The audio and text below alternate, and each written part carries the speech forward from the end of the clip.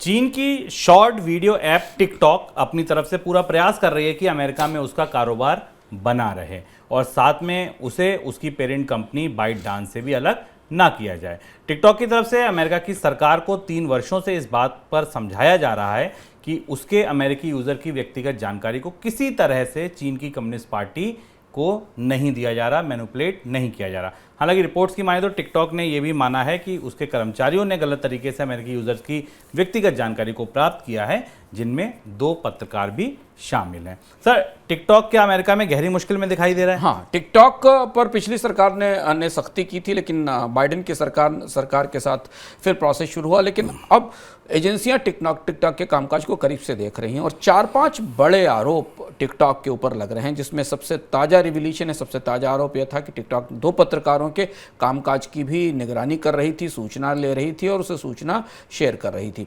TikTok के ऊपर सबसे बड़ा आरोप अमेरिका के लॉ मेकर्स जो लगा रहे हैं वो डेटा शेयरिंग का है, क्योंकि ये किसी भी दूसरे सोशल मीडिया ऐप की तरह, जैसे इंस्टाग्राम हो, स्नैपचैट हो, यूट्यूब हो, लोगों के डेटा और सूचनाओं को का कलेक्शन करती है, इस्तेमाल करती है। और अमेरिका के लॉ मेकर्स को लगता है कि ये डेटा की चोरी हो रही है टिकटॉक में, जो कहीं दुरुपयोग के तौर पर जा रही है। उनका मानना है कि टिकटॉक इन सूचनाओं को चीन की सरकार को या चीन की एजेंसियों को देती जो उसका इस्तेमाल करते हैं, और इसी के साथ टिकटॉक पर स्पाइंग का आरोप भी लगने लगा है। माना जा रहा है कि टिकटॉक चीन के लिए जासूसी कर रही है। हालांकि टिकटॉक ने इस बात से मना किया है, लेकिन ये आरोप जांच एजेंसियां जांचने की कोशिश कर रही हैं कि क्या टिकटॉक अमेरिका में लोगों की जासूसी कर रही है। और तीसरा जो महत्वपूर्ण आरोप ये है, वो ये माना जा रहा है कि टिकटॉक चीन की सरकार के अपने एजेंडे को भी या चीन की सरकार के अपने प्रचार को भी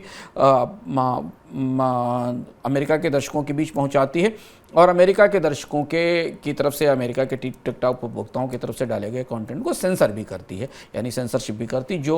फ्री स्पीच और जो अमेरिका के अभिव्यक्ति की आज़ादी के नियम उनके खिलाफ है। और एक और आरोप जो टिकटॉक पर लग रहा है कि वो कई तरीके की मिस इन्फॉर्मेशन को बढ़ावा देती है, यानी उसके प्लेटफॉर्म का इस्तेमाल करके लोग तरह तरीके की मिस इन्फॉर्मेशन बढ़ाते हैं। तो अब टिकटॉक जिस दिशा में बढ़ रही है अमेरिका में, वहाँ उस पर प्रतिबंध लगने के खतरे बढ़ गए हैं।